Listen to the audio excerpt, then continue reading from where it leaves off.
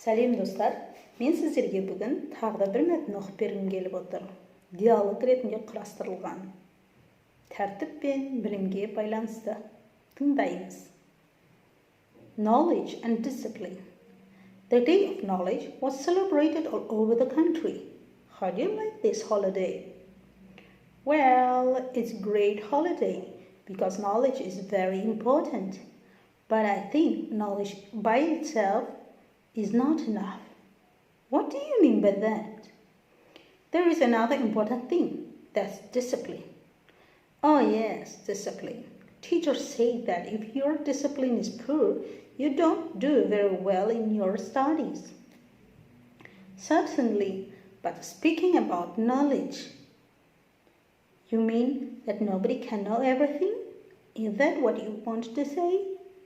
Yes, especially when you are still at school. You remember the English proverb, live and learn, I suppose. And is there a proverb about discipline? Well, I don't know, but my proverb is live and learn to discipline yourself. Knowledge and discipline make people strong, you know. Бұл мәтін білім мен тәртіпке байланысты. Енді аударып берейін. Бүкіл мемлекетте білім күні тойланып жатыр. Сізге осы күн ұнайды ма?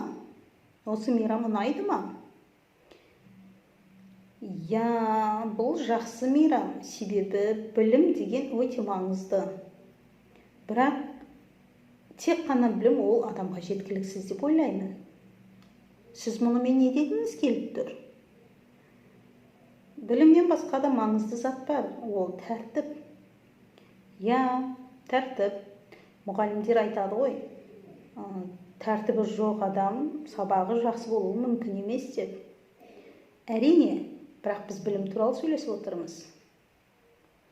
Сіз сонда адам барлық нәрсені бірдей білуі мүмкін емес дегіңіз келіп отыр ма? Осы ма айтқыңыз келгені? Я, әсіресе оқушы болған кезде. Сіздің есіңізде болар, ағылшында өмір сүр және оқы деген мақал бар. Сіз тәртіпке байланысты да қандай да бір мақал білесіз бе? Жоқ, менің мақалым өмір сүр де, өзіңді өзің тәртіпке баулы. Білімі мен тәртібі бар адам әрқашанда мықты болады, білсеңіз. Деген диалогтан тұратын мәтін. Яғни, тәртіпсіз білімнен ешқандай пайда жоқ деген сөз.